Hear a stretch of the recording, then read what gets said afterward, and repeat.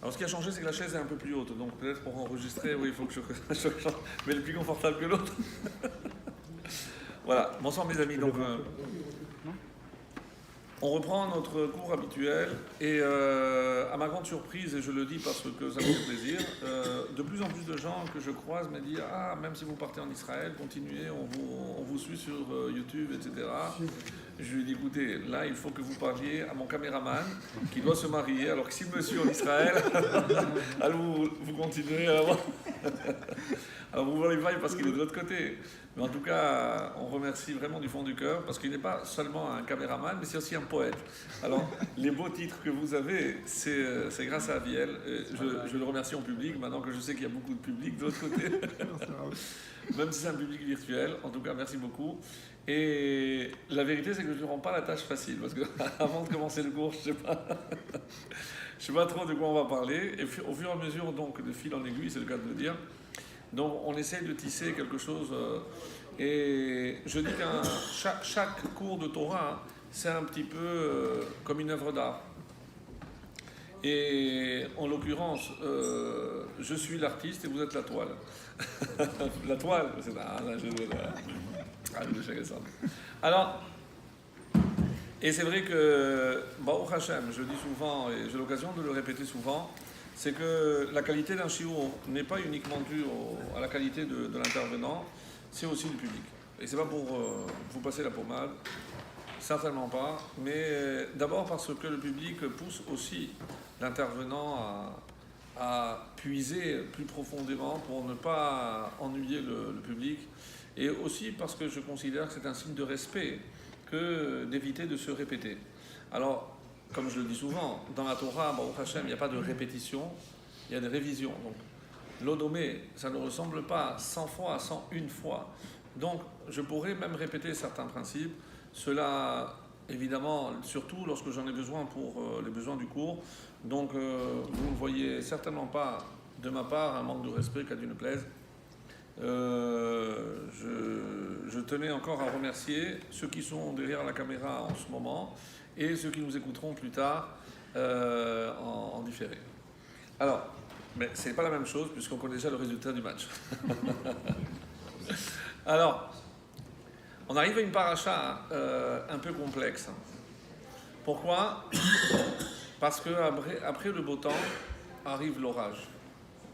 Et c'est dommage parce que lorsqu'on va s'arrêter au titre et on va voir qu'à partir de cette paracha commencent toutes les révoltes du désert.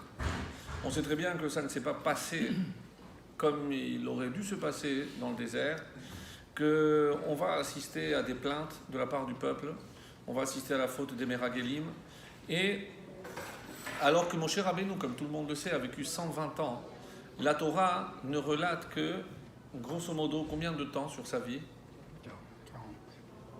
2 ans. Je sais que c'est choquant. 2 ans.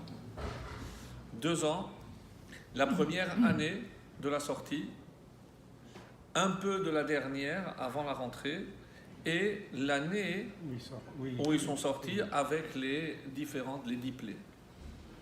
Pendant 38 ans, Dieu ne va plus adresser la parole à Moshe Rabbeinu. Donc on ne saura pas ce qui se passe. Et c'est suite à la faute du veau d'or, lorsque on attendra donc la disparition de toute cette génération avant de reprendre contact avec Moshe, et on assistera donc au dernier mois de vie de Moshe Rabbeinu dans le livre de Devarim, où il va faire en quelque sorte ses adieux à ce peuple qu'il a accompagné pendant 40 ans. Cette paracha de Béalotra est aussi la paracha où on va trouver le seul qualificatif que la Torah ait décerné à Moshe Rabbeinu. Veha'ish Moshe anav mikol adam. Moshe était l'homme le plus humble de tous les hommes de la terre. C'est une phrase extrêmement forte. Seule la Torah de vérité pouvait affirmer une chose pareille. Comment je peux comparer tous les hommes qui habitaient à l'époque de Moshe et affirmer que Moshe était le plus humble ? Et suite à un contexte un peu délicat où sa sœur va avec son propre frère Aharon parler du mal. En tout cas, elle va être punie, et ça va être la fin de notre paracha. Donc véritablement beaucoup d'événements qui vont venir bousculer le long fleuve tranquille qu'était cette traversée du désert et qui va se transformer en hécatombe ou tout simplement une tombe, puisque sans faire de mauvais jeux de mots, mais toute cette génération sera ensevelie dans le désert. Alors à ce propos, il y a deux versions dans les ouvrages que nous avons aujourd'hui. Quelle a été la nature du Lachon Hara que Myriam a pu proférer à l'égard de son frère? Mon frère, tu t'occupes pas de ta femme aussi. Alors, il y a un passage extrêmement important juste avant. Donc, je traverse parce que c'est avoir une vue d'ensemble. Je ne vais pas m'arrêter sur chaque point. Après, je reviens au point que je voudrais détailler avec vous. Donc, vous avez compris. Donc, c'est un petit peu focus sur toute la paracha et après, on va faire un focus un peu plus défini sur un point. Et ça va être le début de la paracha. C'est pour ça que je pars à la fin pour revenir après au début. Donc, Moshe va un peu craquer et il dit moi je ne peux pas tout seul avec ce peuple, et on va nommer, c'est dans cette paracha qu'on va nommer les fameux 70, la première fois qu'apparaissent les 70. Et on va procéder d'une manière assez curieuse, puisque il y a 12 tribus et qu'il en faut 6 par tribu, et tout le monde s'est multiplié, donc 6 fois 12 c'est 72. Donc du coup il y en a 2 qui sortent du jeu. Comment on va le faire? On va distribuer des petits papiers où 2 étaient blancs, et ceux qui allaient prendre les papiers blancs étaient exclus des 70. Curieusement, la Torah ne donne le nom que de ces 2, Eldad et Medad. Eldad et Medad. Et on ne sait pas le rôle que les 70 autres vont jouer, mais en tout cas on sait que ces Eldad et Medad vont mitnabeim. Ils vont eux prophétiser. Mitnabeim, nos Chachamim disent, mit c'est met, la mort, neviim, neviam, met, neviam. Qu'est-ce qu'ils vont prophétiser? La mort de leur prophète. En effet, ils vont commencer à faire courir le bruit. Moshe met, Yehoshua machnis. Moshe ne sera pas celui qui va nous faire entrer en Israël, c'est Yehoshua. Ça va être ça va provoquer une onde de choc terrible au sein du peuple. Est-ce que c'est ça qui va être à l'origine après de toutes les révoltes que nous allons connaître? Après, ça va être la viande, la manne, l'eau, il va y avoir de tout. Et je laisse un peu plus pour Shabbat la nature profonde de cette plainte, puisque n'oublions pas, et on a tendance à l'oublier, il s'agit de ce qu'on appelle d'or Déa. Alors s'il vous plaît, si vous croyez sincèrement que leur seule revendication c'était parce qu'ils en avaient marre de la manne qui avait le goût de tout ce qu'ils voulaient, soit dit en passant, et qu'ils voulaient de la viande fraîche, parce que la manne était un petit peu, bien qu'elle descende du ciel, ils voulaient de la viande, prenez le bétail, égorgez. Vous avez reçu les halachot de Shechita, prenez le bétail, égorgez. Donc on comprend bien qu'il y a ici quelque chose de beaucoup plus profond que la simple revendication de chair. C'est une évidence. Et à la lumière du Zohar, on va révéler des choses beaucoup plus profondes concernant la nature profonde d'ailleurs de Moshe et toute la différence avec Yehoshua. Pourquoi la prophétie dit que c'est Yehoshua qui va faire rentrer, alors qu'on sait que le Midrash compare Yehoshua à la lune, et Moshe au soleil. Moshe c'est le soleil et Yehoshua c'est la lune. Alors, ces deux prophètes donc vont prophétiser, et comme je disais, ça va avoir des conséquences terribles. Pourquoi? Parce que, après toute la route qu'on a faite avec Moshe Rabbeinu, comment imaginer qu'on va continuer sans lui? D'ailleurs, certains midrashim vont plus loin en disant que si Moshe avait réussi à faire rentrer toute cette génération, ça aurait été les temps messianiques directs. C'est écrit comme ça. Bon. Est-ce que c'est à cause du peuple? Est-ce que c'est par la nature profonde de Moshe? Ça, Il y a beaucoup d'avis sur la question et ça nécessiterait beaucoup de développement. C'est pour ça que je ne m'arrête pas sur ce point, mais enfin, en tout cas, sachez que c'est un des points essentiels de cette paracha. Alors, Eldad et Médad, donc, lorsque ils ont été nommés les 70, il y a donc quelle chance maintenant, leurs femmes, les femmes vont maintenant recevoir tous les honneurs de prophètes. Et là, Tzipora a une remarque un petit peu de frustration en disant les pauvres, elles ne savent pas ce qui leur attend. Qui est à côté? Myriam, ma belle-sœur. Je dis, Tzipora, qu'est-ce qui se passe? Pourquoi tu parles comme ça? Je dis, écoute, je ne sais pas si tu le sais, mais depuis le Sinaï, ton frère ne m'a plus approché. Pardon? Ah bon? Alors, elle organise une réunion de famille au sommet, elle invite aussi Aaron. Elle dit, écoute, Moshe, il paraît que... Et Aaron est là, lui, il ne parle pas, c'est pour ça qu'il ne sera pas sanctionné, c'est Myriam qui parle. Et tout le monde s'étonne que Moshe ne se défende pas. Moshe ne dit rien. Regardez bien le texte, Moshe ne dit rien.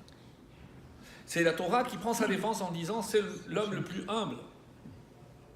Même lorsque ces deux prophètes viennent dire que Moshe va mourir, qui a écouté? Gershom, le fils de Moshe, qui court, qui est au pied de la montagne, c'est Yoshua. Qu'est-ce qu'il y a? Pourquoi tu cours? Ils sont en train de dire que c'est toi qui vas faire rentrer le peuple et que mon père va mourir. Quoi? Il va vite voir Moshe, il faut les enfermer ces deux-là. Ils sont en train de dire n'importe quoi. Bon, je vous le fais... avec avec la déco, mais après vous lirez le texte en détail. Mais donc grosso modo c'est ça. Et là, Moshe a une réaction exceptionnelle. Si tout le monde pouvait être prophète, mais vous croyez que moi je veux quelque chose pour moi?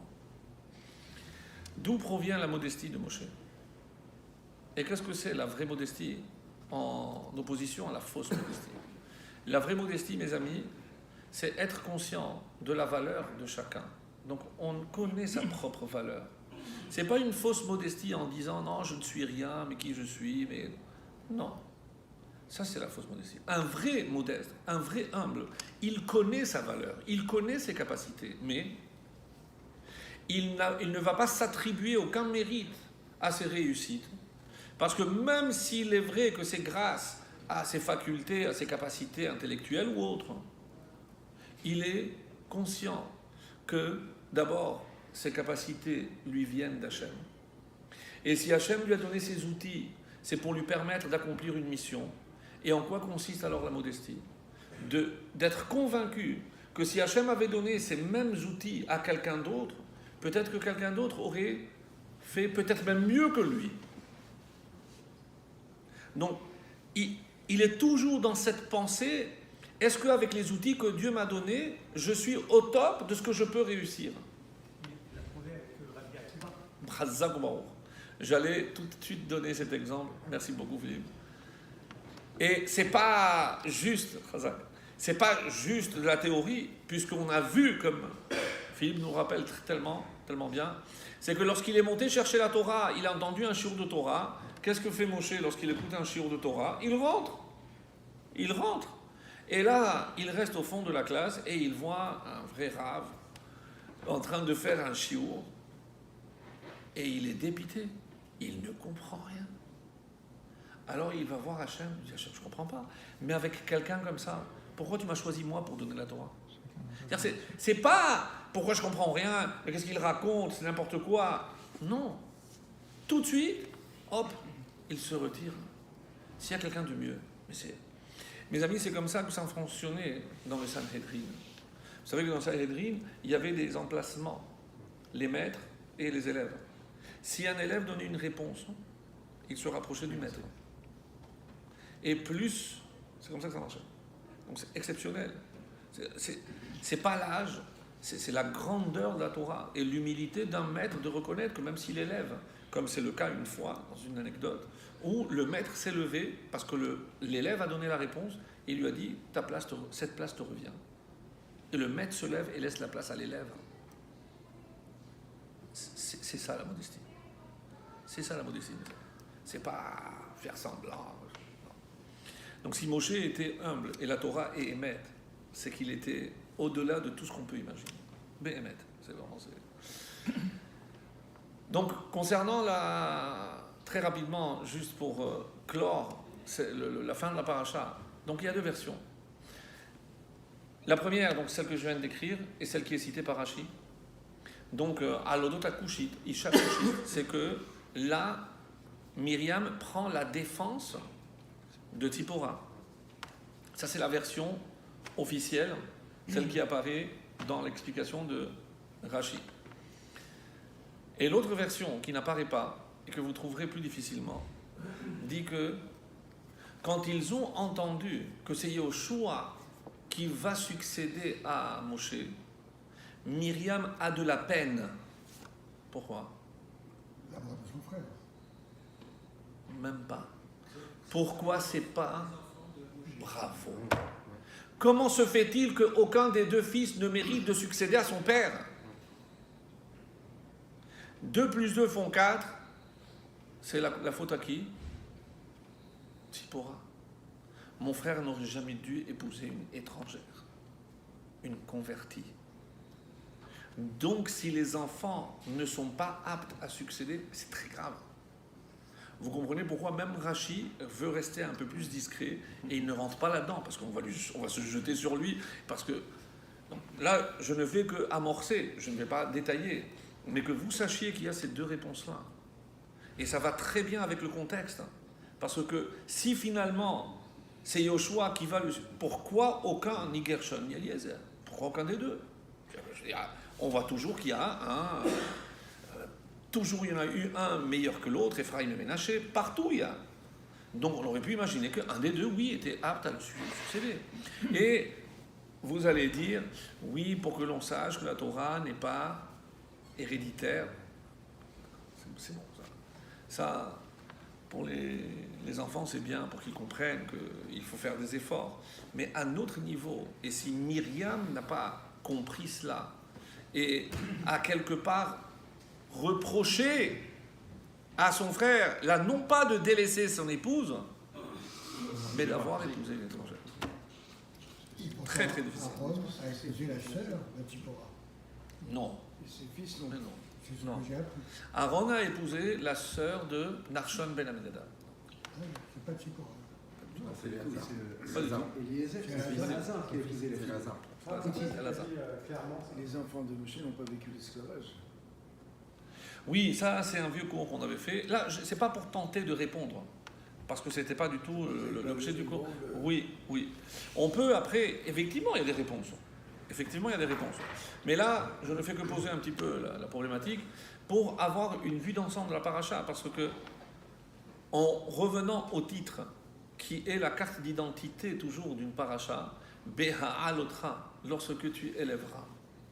Donc, si c'est le cas, ce titre devrait être valable pour chacun des épisodes que nous allons lire dans cette paracha. Donc ce serait un exercice extrêmement intéressant de voir comment, dans chacun de ces événements qui sont relatés dans cette paracha, je pourrais trouver un lien avec le titre. Et d'ailleurs, c'est pas que dans cette paracha, dans toutes les parachiotes. Parce qu'on a bien expliqué que le titre, ce n'est pas une convention, parce que c'est parmi les premiers mots.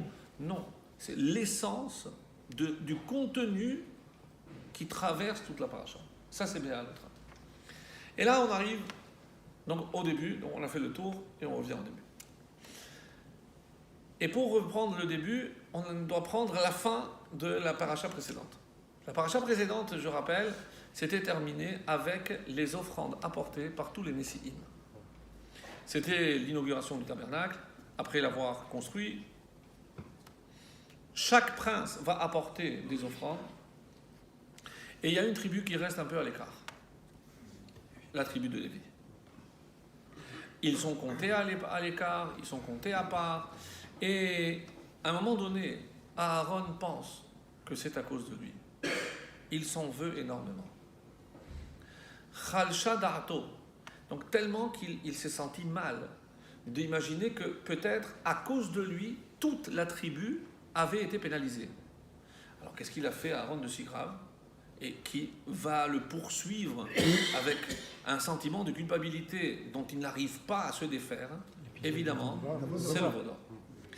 Le veau d'or, sa participation active, sans rentrer, sans revenir sur ce qu'il a fait, ce qu'il aurait dû, ce qu'il n'aurait pas dû, et on n'est pas là pour ça. Donc, lorsque maintenant il entend le début de cette paracha, Daber el Aharon, va parler à Aaron. Va parler à Aaron de quoi? Et il s'agit d'une mitzvah exceptionnelle qui va prendre les quelques premiers versets de notre très belle paracha. Parce que malgré les révoltes, malgré tout ce qu'on peut lire et tout ce qu'on peut dire, c'est une des plus belles parachutes, une des plus riches. Surtout qu'elle commence avec la lumière.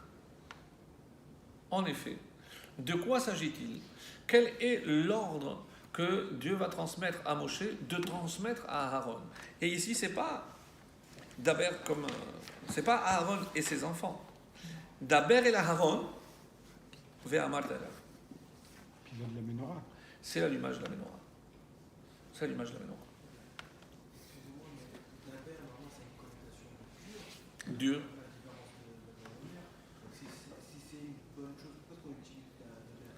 Parce que tu n'as pas écouté la suite. Daber el Aharon ve'amarta elav. C'est une répétition. Ve'amarta. Daber ve'amarta. Donc, beaucoup de commentateurs relèvent évidemment ce que tu viens de dire. Parce que quand il l'a appelé, il a dit non, je ne mérite pas ma place. Aaron ne voulait pas avancer. Alors Dieu lui a dit ve'amarta elav. Alors parle-lui avec douceur. Et là, il commence à écouter. Beha alotra et hanerot, lorsque tu feras, littéralement, tu feras monter. Alors, je rappelle pour les hébraïsants que ça fait partie des formes verbales qu'on appelle le hif'il. Le hif'il, c'est le factitif. Par exemple, la'alot, c'est monter. Monter. Les ha'alot, avec le he, c'est faire monter. C'est faire monter. Donc, en français, on appelle ça le factitif. C'est faire une action. Donc, faire une action. Donc, ici, de quoi il s'agit? Beha'alotra, lorsque tu feras monter les flammes. El moul, en face, moul, en face, peiné, Deux fois. Péné en face aussi. la face. Non mais, je croyais que je ne sais pas traduire. Prenez une Bible, vous allez voir, c'est très beau, de belles phrases. Non, mais c'est pas ce qui est écrit. C'est toujours enjolivé. Mais c'est pas ce qui est écrit. Donc, lorsque on s'arrête mot à mot, et c'est pour ça que traduire, c'est forcément trahi, parce que El Moul, c'est en face, Péné, c'est la face de la Ménorah. Qu'est-ce que ça veut dire la face de la Ménorah? Bon, alors nous, on ne comprend pas. Peut-être qu'il y a dans la Ménorah, côté pile, côté face. Donc, un côté, je ne sais pas, qu'est-ce que c'est face? Je ne sais pas. Ya'iru Shivat Hanerot. Éclaireront les 7 lumières.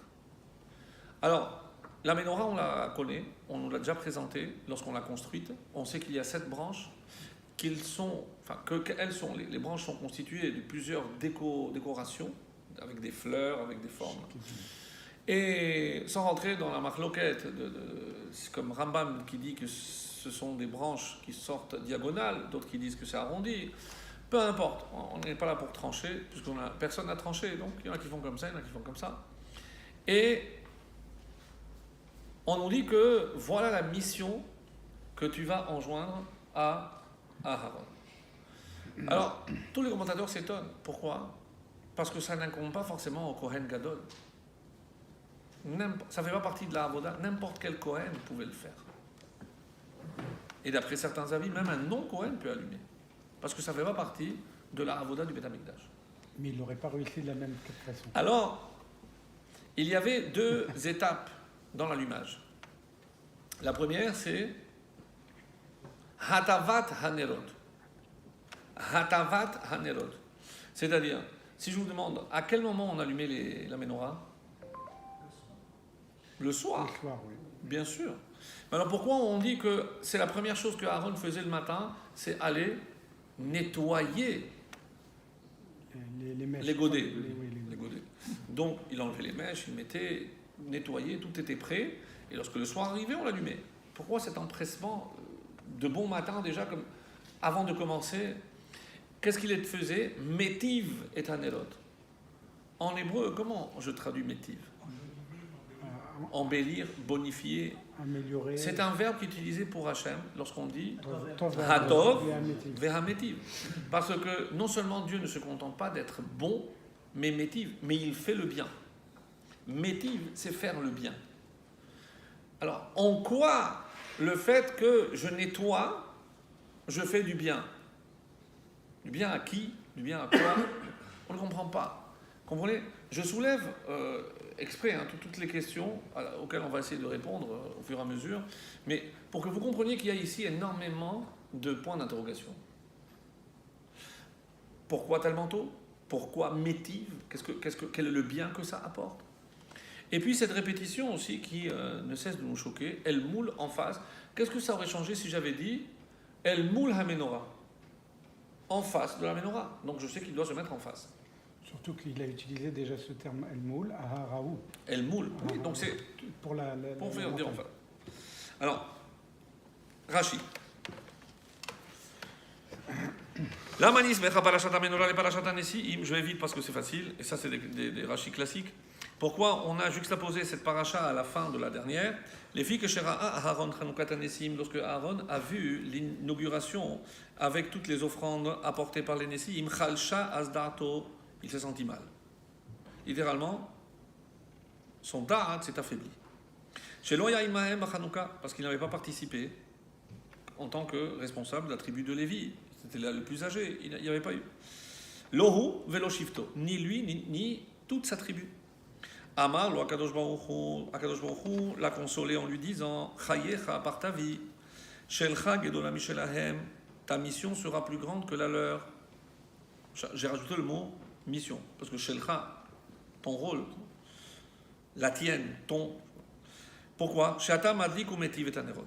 Parce que toi, non seulement tu vas allumer, mais Metiv, tu vas aussi embellir, améliorer, nettoyer. Alors, Béa l'autra. Qu'est-ce qui choque Rashi? Vous ne connaissez pas le Rashi. À quoi Rashi va répondre avec ce verbe Béa l'autra, quand tu élèveras, quand tu feras monter? Quel est le verbe le plus simple que j'aurais dû utiliser pour la Menorah? Les hadlik. On connaît ça, les hadlik, mais Hanouka. C'est hadlik. Pourquoi la Torah ne dit pas Behadlikacha lorsque tu allumeras? Ça aurait été plus logique, ça convient. Raymond. Al-Shem, c'est la réponse, parce que Shehalahav ole ketiv behadlakatan lashon aliyah. Pourquoi on n'a pas utilisé le mot behadlakatan? Parce que Al-Shem shehalahav ole, lahav, flamme. La have, c'est la flamme. Parce que la flamme monte. Donc, on a utilisé la shon aliyah.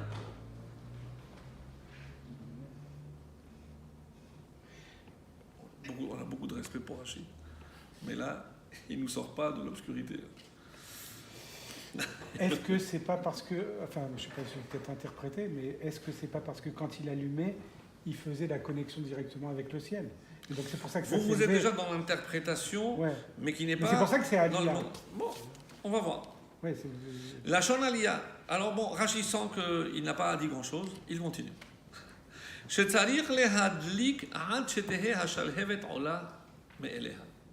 Parce qu'il fallait allumer jusqu'à que la flamme monte d'elle-même. Moi je vous demande, mais qu'est-ce que c'est allumer? Lorsque vous allumez la Hanoukia, quand est-ce que vous retirez la main? La flamme a pris. Parce que la flamme a pris.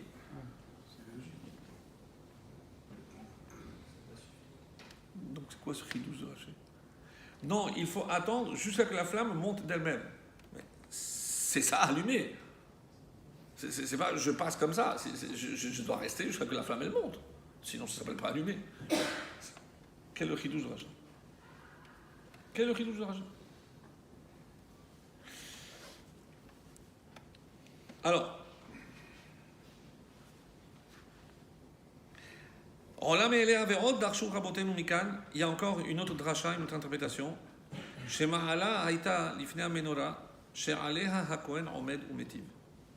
Beha Alotra. Donc maintenant, on permute.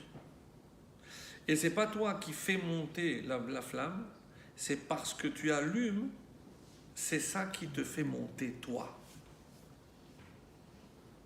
Ah, là c'est mieux. C'est très rare que Rashi sorte du pshat. C'est rarissime. Et ça, on est déjà dans la dracha. Parce que là, c'est pas littéral. Mais lorsque Rashi va chercher un midrash, c'est parce qu'il sent qu'au niveau du pshat, il y a une carence. Il y a pas, c'est pas assez précis. Ça, on pourra toujours lui chercher des questions. C'est pas assez précis. Mais là, avec cette dracha, Beha Alotra, c'est lorsque toi tu t'élèveras. Et pourquoi? Parce que grâce à cette action d'allumer, c'est toi qui t'élèves. Ça s'entend mieux, ça. Ça nous plaît plus. C'est vrai, on est dans la dracha. On est dans le drage, on n'est pas dans le chat. Mais ça nous fait chaud au cœur. C'est beau. N'est-ce pas? Non, même pas. C'est bon. Bon, c'est bon, on pourrait dire Alors, je vais encore, excusez-moi, parce que si je fais un petit peu plus de texte, mais parce que j'en ai besoin après pour ce que j'ai à vous dire. El moul penei menorah. Donc on s'était dit, pourquoi El moul, face? El moul ner ha'emtsa'i, she'eno bakanim ela begouf shel menorah. Pourquoi El moul? Parce que c'est pas tu te mets n'importe où. Au milieu. Il faut que El moul, c'est en face. Pene, c'est la face. Et vous représentez la menorah. Donc Rashi nous explique qu'il y avait la branche centrale. Et de cette branche centrale sortaient de part et d'autre deux et deux. Donc, où je dois me situer pour allumer? Face à la branche centrale. Ah. Et comment il a déduit ça? Parce qu'il y a El Moul Pene. Donc, très bien. Donc, Rashi, la vérité pour le coup, chapeau. Non, c'est Rashi. Non, ça nous convient. Parfait. Il y a Ilu Shivat Anerot. Éclairons les 7. Bon, je sais qu'il y a 7 branches, parce que je me rappelle la paracha de Teruma, des Tzavé, je les ai encore en tête, je sais combien. Shisha she'al sheshet hakanim, שלושה מזרחים פונים למול האמצעי, הפתילות שבהם, וכן שלושה מערביות, ראשי פתילות למול האמצעי, ולמה? כדי שלא יאמרו לאורה הוא צריך. Et là, on dit qu'il y avait quelque chose d'exceptionnel, c'est que donc il y avait la branche centrale avec la flamme, les 3 flammes à droite penchées vers le centre, et les 3 de gauche vers le centre aussi. C'est-à-dire que on n'a pas besoin de la branche centrale, de la lumière centrale, parce que les autres s'effaçaient devant la plus importante, celle qui était au milieu. Et on en dira un petit mot, puisque quelle est la particularité? Et je termine. Vayas ken Aharon. Et Aharon a fait exactement comme on lui a demandé. Vous auriez espéré que quoi? Qu'il ne fasse pas. Il a déjà un traumatisme. Surtout dès qu'on touche au feu et à la lumière. Bravo. Il ne faut pas oublier que Nadav et Avihu, parce qu'ils n'ont pas fait exactement ce que Dieu leur a demandé, ça leur a coûté la vie. Donc, Vaya Asken, il a fait exactement ce que Dieu a demandé. Eh ben, il avait intérêt, quoi. Je veux dire, c'est bien. C'était une réparation? C'est une réparation, mais pas ce que tu penses. Après, je vais vous lire un Zohar. Je n'ai pas là pour faire. Ah oui, que je n'ai pas préparé. Pourquoi vous ne croyez pas? Les Hagid, Rashi. Les Hagid Shifro shel Aharon, shel Loshina. Regardez Aaron, il n'a rien changé à ce qu'on lui a demandé. On doit lui embrasser les pieds. Ben, encore heureux. Ben, Rachid, excuse-moi. Ben, il s'agit d'Aaron. Ben, c'est évident qu'il va faire exactement ce qu'on lui demande de faire. Il n'en a pas fait plus. Il n'a pas fait plus. Comment il aurait pu faire plus? Bon, il y a 7 branches, donc je ne sais pas s'il aurait pu rajouter, mais bon, admettons.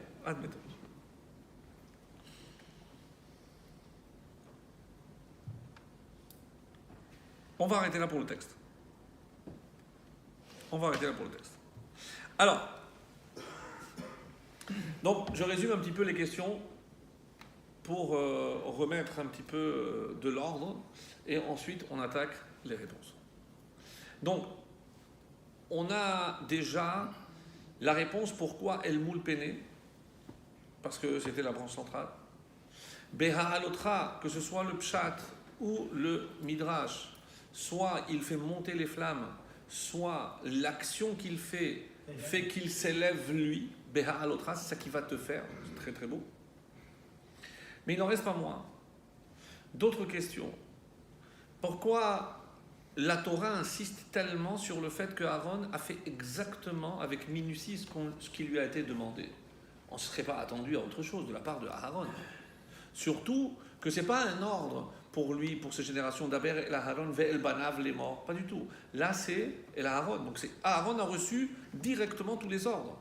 Donc, il n'y avait pas moyen de dévier à droite ou à gauche de ce que Moshe, son frère, lui a ordonné. Pour l'instant, c'est clair. Et qu'est-ce qu'il nous restait comme question? Pourquoi, finalement, pour élever les flammes, c'est la façon habituelle d'allumer. Donc, d'après le Midrash, je comprends bien, mais d'après le Pshat, je ne vois pas pourquoi on a utilisé plus Beha Alotra. D'accord? On est resté avec ces questions-là. Maintenant, on va passer à la réponse. La Ménorah est composée, grosso modo, de 2 parties. Suivez, vous me suivez, hein, parce que là il faut me suivre. Donc après, je vais attaquer le texte, mais après, il faut me suivre. La partie visible, matérielle, qui sont donc les branches, et la partie aussi visible pour le coup, mais qui est immatérielle, qui sont les flammes. Les flammes. Alors écoutez bien, parce que c'est d'une beauté à couper le souffle. À couper le souffle. On a vu déjà le mot pour qui désigne la flamme, la have. Donc, ce mot est utilisé aussi au féminin. On a déjà vu les hava. Mais la have, comme Rachid le dit, c'est... et il y a aussi le mot qui désigne les tiges, les branches. C'est kanim. Oui, Kouf, Nun, Yud, Mem. Mais quand la forme est construite, je ne dis pas Hakanim Shel HaMenorah. Comment j'utilise? Kene Menorah. Comme par exemple, dans Melachim, je dis Malché Israël. Sifré, quoi, c'est Farid. Donc le même tombe. Et qu'est-ce qu'il me reste? Donc Kene Menorah. Les branches de la Menorah. Smichut, bravo. Cet exercice s'appelle Smichut. Maintenant, je vais prendre les 2 mots que j'ai cités qui font la partie d'en haut et la partie d'en bas, pour ainsi désigner. Je vois le mot Kéné et je change de place les 2 dernières lettres et j'obtiens le mot Caïn. Je prends le mot Lahav, je le lis à l'envers et j'ai Hevel.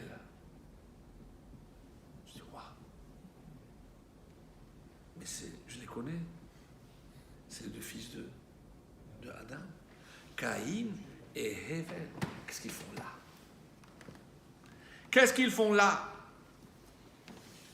Et si j'ai bonne mémoire, quel était le rôle de Caïn? Il travaillait la terre. C'était l'homme matériel. Que faisait Hevel? C'était l'homme de l'esprit.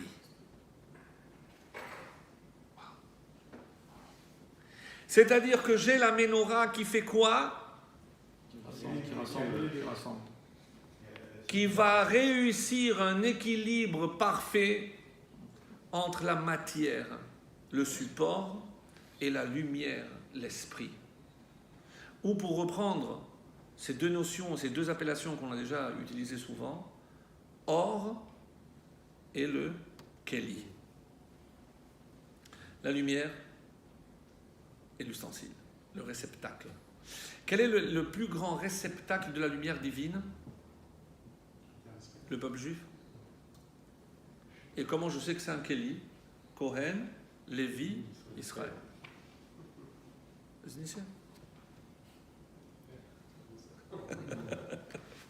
C'est évident. C'est évident. C'est beau, c'est magnifique. Donc, le peuple juif est le Kéli de la lumière. Et la lumière, c'est la Torah. Donc, lorsque le peuple juif reçoit la Torah, c'est l'union de Caïn et de Hevel. C'est la réparation parfaite de ce fratricide sur lequel je voudrais dire deux mots. Parce que il y en a un peu marre d'imaginer que forcément Caïn est le tueur, c'est lui le meurtrier et Hevel la pauvre victime.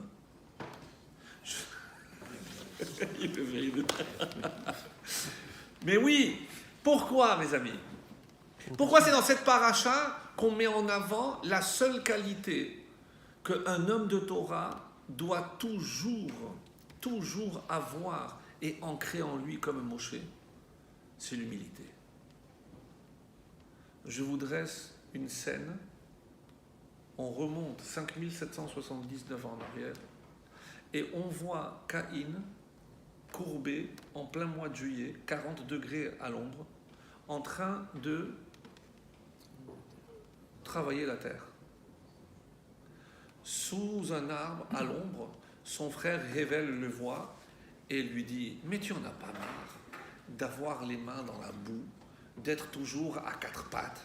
Mais tu crois que c'est pour ça que Dieu t'a créé ?» Ce à quoi Caïn, avec beaucoup de patience, répondra « Mais mon cher frère, tu es content d'avoir des tomates et des concombres à ton assiette, dans ton assiette. Donc il faut bien que quelqu'un se salisse les mains pour que sa majesté puisse bien manger. Mais tu comprends pas que c'est pas l'essentiel. Mais arrête enfin. » Jour après jour, cette scène se répète non-stop. Condescendant, orgueilleux, vaniteux, humiliant. Caïn lui dit « Écoute, il faut qu'on ait une explication. » Ils sont allés discuter, regardez le texte, ils sont allés parler dans les champs. Vaïa comme Caïn, Caïn s'est levé et il l'a frappé, il l'a tué.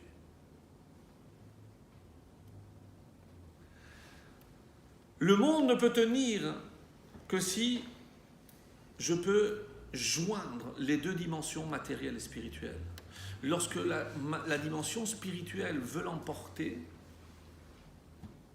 la dimension matérielle va réagir de manière extrêmement violente.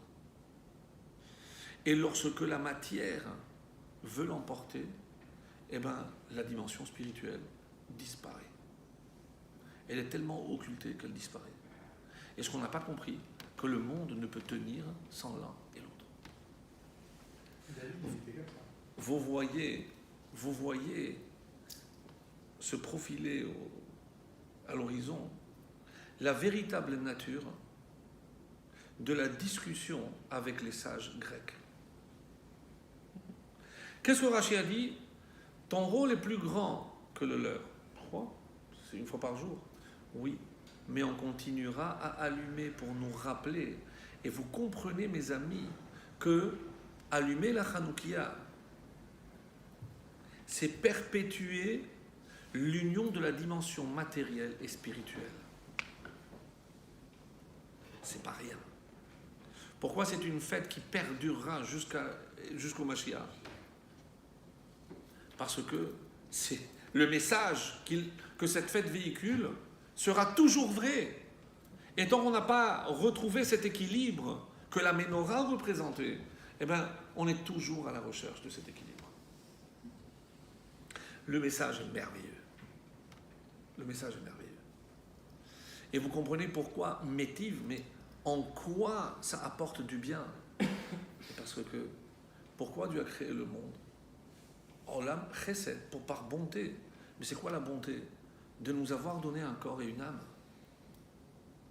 Et donc en quoi c'est le bien? Maintenir unis. C'est cette union. Et maintenant regardez ce que le mot Ménorah nous révèle. Puisque dans la Ménorah, on a parlé de la branche centrale, celle-là, elle ne s'éteignait jamais. Jamais. Cette lumière était perpétuelle, nertamide. Et donc il nettoyait les trois étroits, les trois étroits, et le soir il arrivait, donc il prenait de cette flamme et il allumait les autres. Donc si je dis que cette lumière, ce feu, n'était pas humain, donc forcément il était divin. C'est un miracle, c'est divin. Ce feu venait de Dieu. Dans le mot Ménorah, les trois lettres centrales, c'est Nour. Qu'est-ce que c'est Nour? Le feu. C'est le feu. C'est un des adjectifs, enfin un des mots, des synonymes de feu. Nour, feu. Même, mais, He, Hachem. Nour, mais, Hachem. C'est un feu qui vient de Dieu. Valeur numérique du mot Ménorah, vous le ferez. C'est facile. Il y a 200, 50 et 40, 290, 6 et 5, Vav et He. 301. Et 301, comment je dis? Shin et Aleph. Esh. C'est le feu. La valeur numérique du Ménorah, c'est Esh. C'est le feu. C'est le feu. Oui? Le compte est bon? C'est vérifié. Donc, ce feu, il venait d'Hachem. Et maintenant, je voudrais, je n'ai pas pris le texte, mais vous pouvez, c'est dans Masechet Tamid. Si mes souvenirs sont bons, c'est Daf Lamed. Je crois que c'est Amoud Ben, vous vérifierez, ceux qui veulent vérifier. Là-bas, on nous dit qu'il y avait des conditions pour allumer.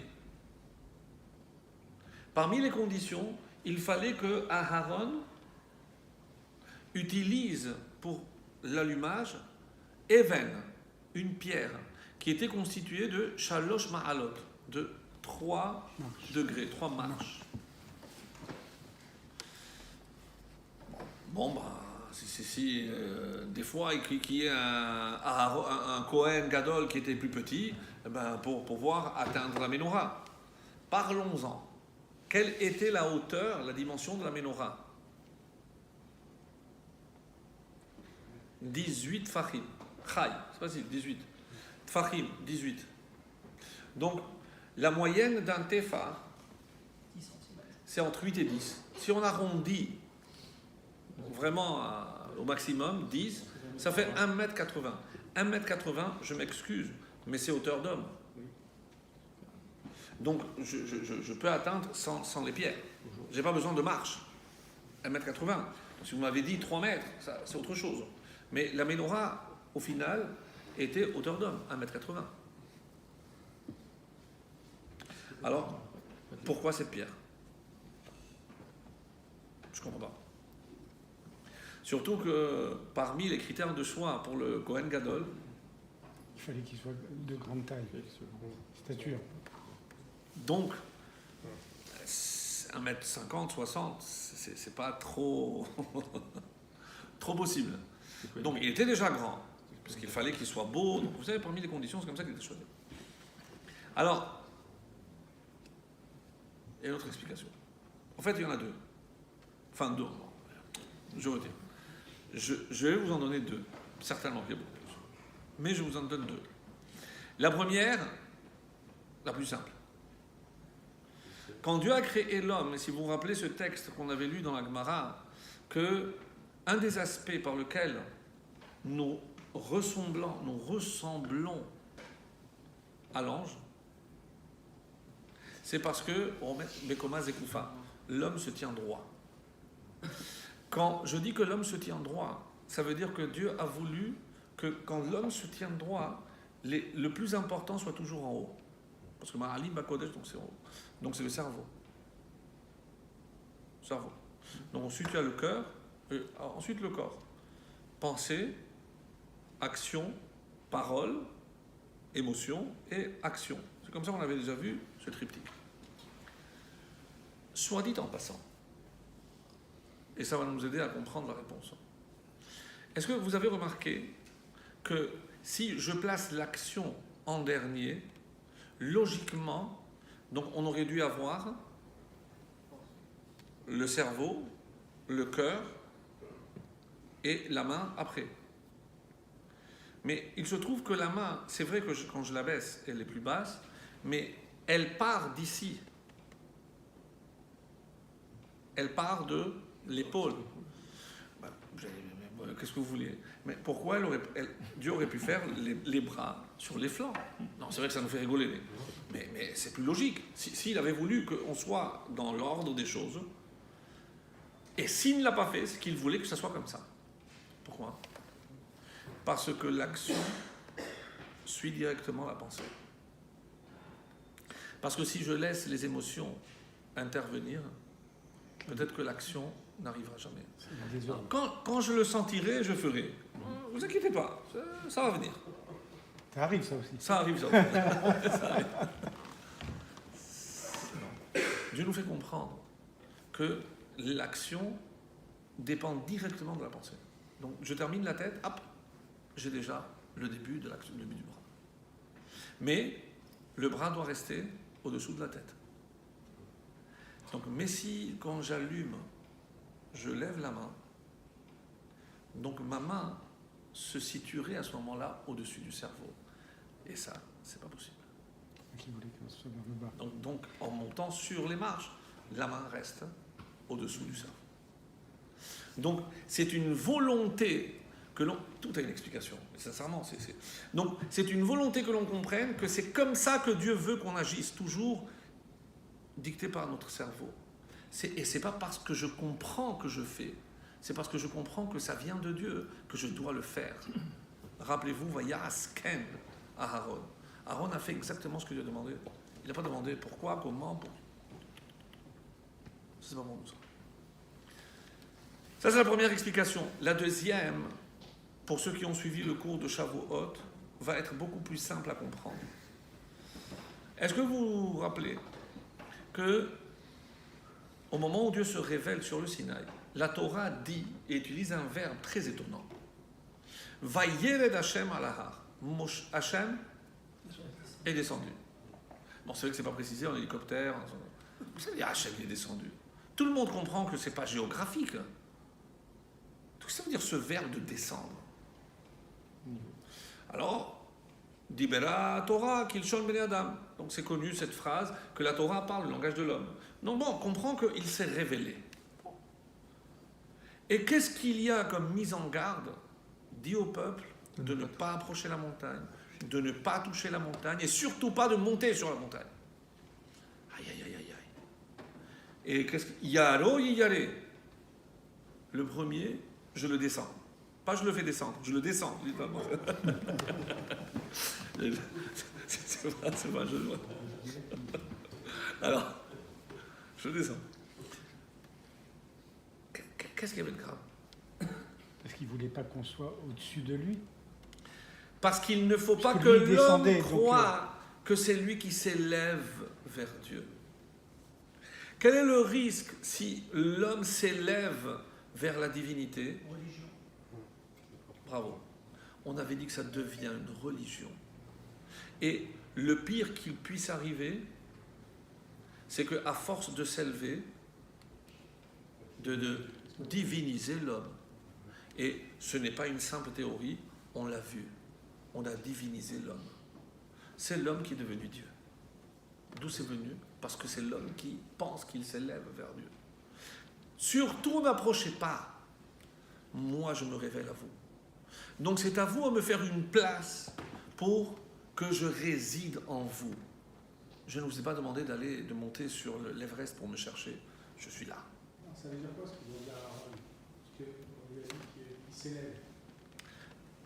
On arrive.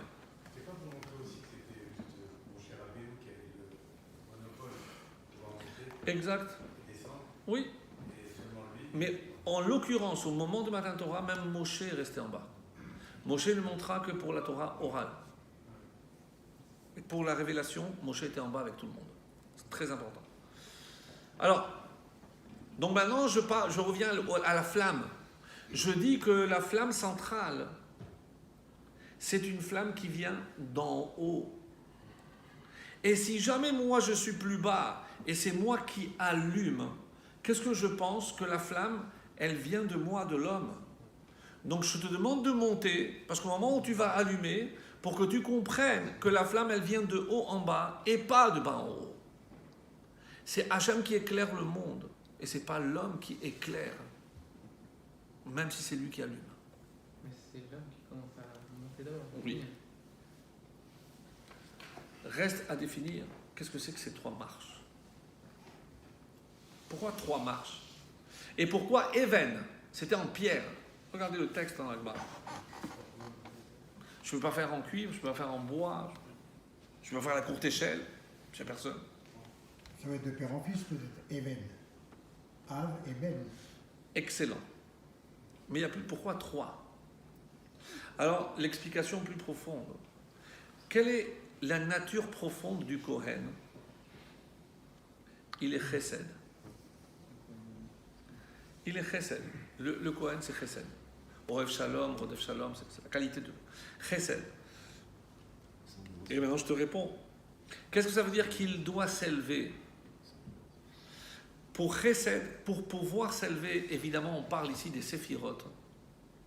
Donc, il doit monter combien de séphirotes pour atteindre le summum? Da'at, Bina et Chochma. Chabad. Et le livre, vous a dit. Donc, vous comprenez que qu'est-ce que ça veut dire s'élever? C'est atteindre les niveaux supérieurs par rapport à Chochma, Bina et Da'at. Et à Hanouka, Yemé Shemona, Yemé Bina. On a atteint Bina. Et il n'y a que Aaron qui pouvait atteindre Chochma. Avec les Kohanim, après, on n'arrivera que à Bina. On n'arrivera pas. Sans le temple, on ne peut pas atteindre Chochma. Oui? Donc, c'est ça, c'est le. Donc, c'est une allusion, ces 3 marches, à ces 3 séphirotes. Sans rentrer dans plus de détails. Mais il y a aussi, pour reprendre l'idée de monsieur, parce que si on dit Av et Ben, il n'y a que 2. Mais il y a 3 lettres. Aleph, c'est Av. Bet, c'est Ben. Et Nun, c'est Neched. C'est le père, le fils et le petit-fils. Donc il y a 3 générations. Les Rahamim voient dans ce que Rashi écrit ici, qu'est-ce que ça veut dire que je dois maintenir la flamme jusqu'à qu'elle monte d'elle-même? C'est le principe majeur de l'éducation. C'est je dois tenir et veiller à l'éducation jusqu'à 3 générations. Et c'est ça ce qui se cache dans le message de Rashi, de maintenir jusqu'à les 3. Pour la Hanoukia, il y a une halakha, c'est quoi la hauteur de la Hanoukia? 10 tfachim. 10 tfachim. 10 tfachim, c'est entre 80 cm et 1 mètre. Quand je me tiens debout, c'est-à-dire à quelle hauteur? Au niveau du de cœur. Non, Au niveau du des cœur. jambes. Non, autour de... L'entrejambe. La Brit Mila. Ah, La Brit Mila. La Hanoukia est au niveau de la Brit Mila. Et ici, on parle des 3 générations, et pour la Hanoukia, on parle de la Brit Mila. La Brit Mila, parce que c'est évidemment le symbole de la transmission, de la descendance. Les airs. C'est incroyable. Comment tout rentre, c'est incroyable. Vous avez compris ou pas? On commence à voir un peu plus clair, et comme je voulais à tout prix vous lire ce Zohar, pour la conclusion, il reste un petit chouïa, on ne va pas trop développer, mais le mot péné, comme on a fait avec kéné, on va le faire à l'envers maintenant. Péné, ça vient de quel mot, le pluriel? Panim. Panim. Que veut dire le mot panim? Le visage. Et d'ailleurs en hébreu, pourquoi on appelle le visage panim alors que pénim c'est l'intérieur? Parce que le visage reflète l'intérieur. Comme essentiellement l'œil. Pourquoi? Ayin, c'est Ain, c'est une source. L'œil, c'est le reflet de l'âme. Donc c'est ce qui permet de voir l'intériorité de l'homme. Bon, jusque-là c'est beau, mais ça va plus loin. quel est le lien entre la menorah et le visage, mes amis? Regardez, branche centrale, prenez la symétrie, 2 branches, 2 et 2. Le nombre d'orifices dans le visage correspond à 7. Lorsque la branche centrale, c'est la bouche, les plus proches de la bouche, donc les plus spirituels, c'est l'odorat, les narines. Après, nous avons les yeux et après, nous avons les oreilles.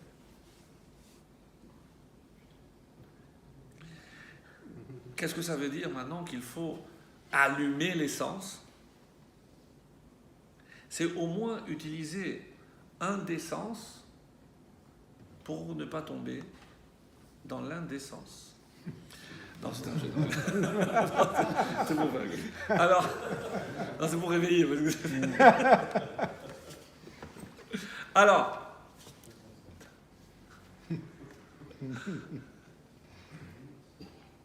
je traduis. Alors, nous, comment on agit? Qu'est-ce qu'on va dire en fonction de ce qu'on a vu, en fonction de ce qu'on a entendu? Et c'est comme ça que, avant de parler, on va entendre, on va voir, et ensuite on va parler.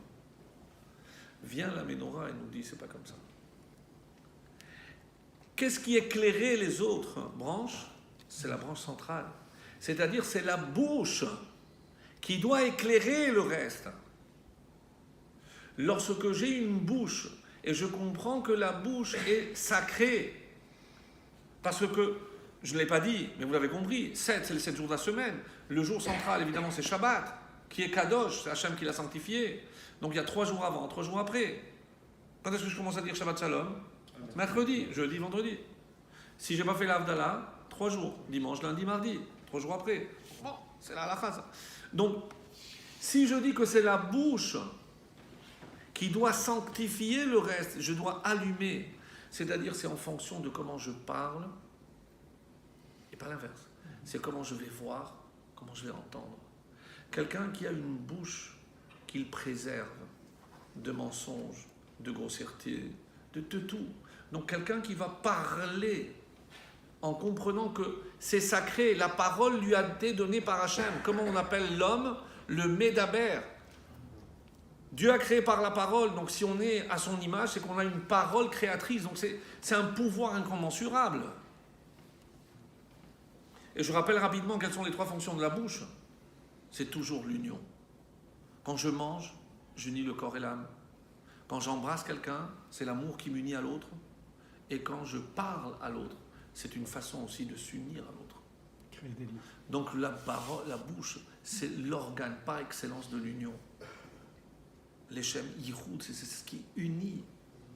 Donc vous comprenez que si j'ai compris la sainteté de la parole, donc je vais préserver ce que je vais voir, je ne vais pas entendre ce que je ne dois pas entendre.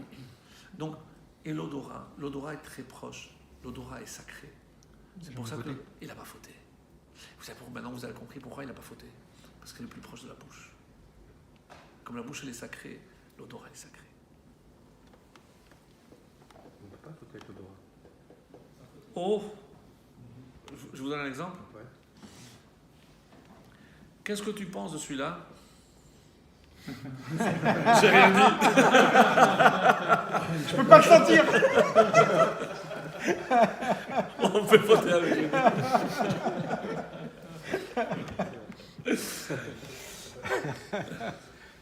Hélas. Et pourtant, le souffle divin, il est donné à la naissance Par le nez. et non pas par la bouche. Ouais. Je ne peux pas le sentir. Je peux pas le voir. Donc, je termine donc, mais comme vous comprenez pourquoi la Torah donne une allusion à panim, au visage, parce que c'est tellement clair. C'est que comment on doit, et quel est le bien qu'on peut apporter au monde, justement. Parce que c'est pas simplement par la parole, c'est comment on doit voir les choses. Quelqu'un qui voit toujours les choses d'un bon œil. Quelqu'un qui, il entend, il préfère ne pas entendre les mauvaises choses. Donc, ces orifices qui sont ouverts, ma communication. Donc, on sait comment on dit lien. Kesher. Mais Kesher, c'est aussi Sheker. Et c'est quoi Kesher? Kol, ce que je dis, Shmi'a et Re'iya. Kesher. Quel est le Kesher, le lien que j'ai? Ben, c'est les trois. La parole, l'ouïe et la vue. Mais attention, parce que c'est aussi Sheker. C'est aussi Sheker. Ça, vous vous en souvenez.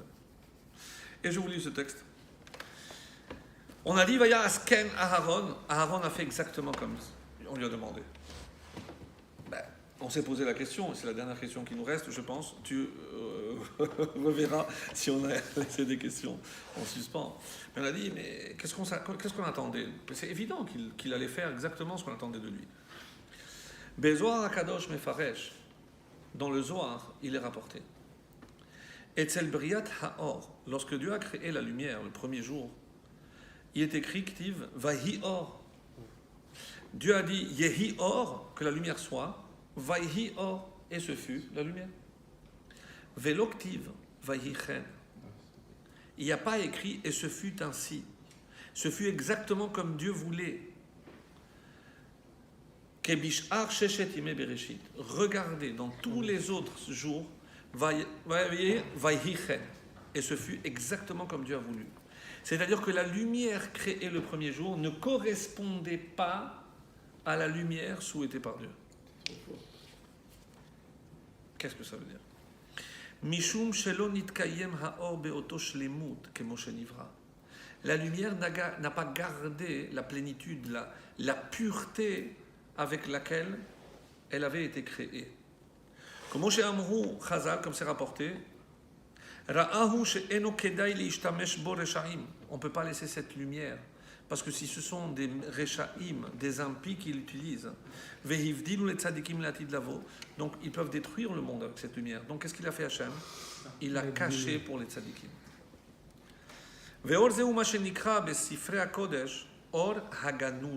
C'est ce qu'on appelle cette lumière cachée. Donc s'il l'a cachée, ce qui est resté, ce n'est pas celle qui aurait dû être, puisque la véritable, il l'a cachée. Velachen ketiv etzel Aaron, vayas ken Aharon. Ce ken de Aharon, c'est le ken qu'on attendait depuis la création du monde. Qui est l'homme qui a réussi à rendre la lumière du monde qu'on avait gardé depuis la création? C'est Aharon. Shelcha gadol mishelahem. Ce que toi tu vas apporter, c'est beaucoup plus grand que ce que. On a dit que c'est Hanouka, on a dit que c'est la mission. Shelcha, ce que toi tu apportes, qu'est-ce qu'il a apporté? La lumière. Vayas ken Aharon. Chez Aaron be'avodato asa et haken. C'est lui qui a réalisé enfin. Chez Aya chaser me'aberia. Ce qui manquait depuis la création. C'est colossal. C'est colossal. Vayas ken Aharon lehagid shifro shel Aharon sheloshina. C'est Rashi maintenant. Regardez comment on va lire Rashi avec le Zohar. Vous croyez que Rashi ne connaissait pas le Zohar?